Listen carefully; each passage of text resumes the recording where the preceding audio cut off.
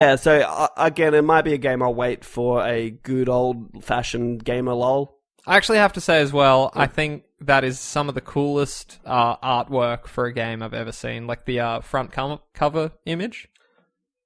I don't think I've seen it, sorry. It's just the lighthouse. Unless is it the room? Yeah, okay, no, I have Yeah. seen it, yeah. The lighthouse with Rapture below and Columbia in the sky. It's just great. It's just great.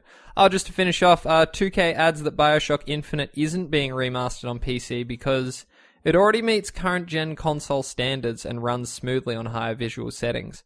2K also told GameSpot that all of the games run at 1080p and up to 60 frames per second. Cool. Up to. What's the lower end limit on that, is what I want to know. Yeah, true. Wait for that Digital Foundry to...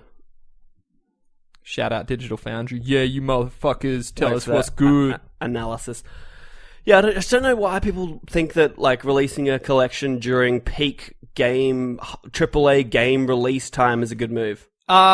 Funny that you say that, Govinda, because one of our fans agrees. Yeah, my desk is apparently So you're really fucking us. But anyway, continue. Things have changed in the studio. Things are different. This it all seems wrong.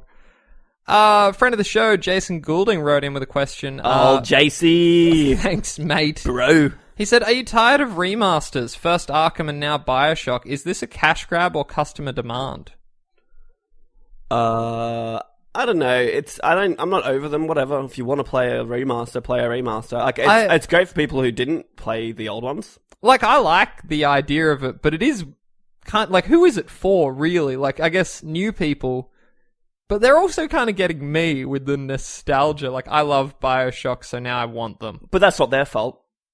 No, I'd say it's just a combo of, like, we can make money off this if we release it, because I'm sure people haven't played it, so why not? And if, like, me, like, I'm not buying this at launch, not even close.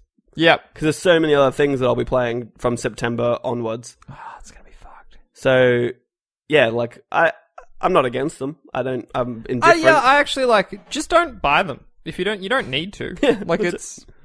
Stop sucking the game's dick. Getting all up on that dick. Moving right along. Just, do. I sort of lost my place. In a live stream yesterday, Naughty Dog's Arne Meyer revealed that the Uncharted 4 single-player DLC expansion won't be detailed for some time, as they've only begun working on it after A Thief's End released in May.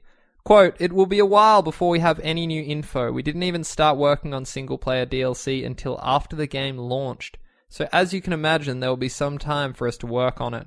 But we'll reveal it as soon as we're able to give you more information. End quote. Back in November, Meyer said that they had no idea what the single-player DLC would be just yet. Access to the single-player expansion was included in the triple pack, but Naughty Dog announced... yeah. It's just a whole thing about... it's like the triple pack's been replaced by the Explorers pack. It's a little bit more, but it includes the single-player expansion and Uncharted Dude, points. I don't care.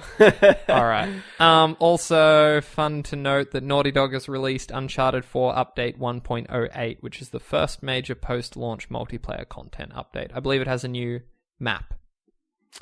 Yeah, I don't know. I really was not underwhelmed by that multiplayer, but it just didn't perform well for me. Oh yeah, well, we just don't know what that was. Whether that's our Australian internet, whether it's their servers. Yeah, see, I'd say it's maybe server side, but because we have no issues with Overwatch. I've played 400 matches of Overwatch, and I haven't had an issue. I've once had a game with lag. I think since the newest patch, I've had one game with lag. Yep. But honestly, like, it's seamless. Yeah. Seamless. Semen. Seminalness. Hopefully I might one day go back to Uncharted 4 multiplayer, but I think it's one of those things that if you can't rope me in when I'm in Uncharted mode, yep, it's just going to be hard to rope me back. Rope me up, sailor. Tie me up. That's it for the news. Whoa. Yeah. Whoa. I think we've been going for a while. Yeah, well, sitting pretty. Yeah. Maybe we close it out. We've got some stuff to do. We do have some stuff to do. No talking point this week, because if you want a talking point, it's going to be us on our new podcast called the the Overcast. I guess that's where we're going today. So maybe if you want more of us, which we know you do, who doesn't want a little more Khayl in them? Come listen, come hang out. Everyone should buy Overwatch. You really should. It's a surprising game. It's like crack. I want to get sound bites of you from me buying Overwatch alone. Yeah, pre me buying Overwatch, to me buying Overwatch, to me convincing you to buy Overwatch, and I want to just see the progression of Khayl. And then the total 180 point, which is where we both rank, and I rank at a higher skill rating than you did. Hey, that was just some unlucky matches I had, mate. We'll talk about the problems with this placement system on the Overcast. The Overcast. All right, guys. This has been episode 40 of the PS Podcast, Australia's #1 PlayStation podcast, hosted by us. Feel free to contact us at _PS Podcast and join our Facebook group. Reviewing us on iTunes is also super helpful, but word of mouth is where it's at. Tell all your friends. Share us wherever you can. I'd appreciate it. So until next time, I'm K-Dog. I'm G-Daddy. Play safe, players.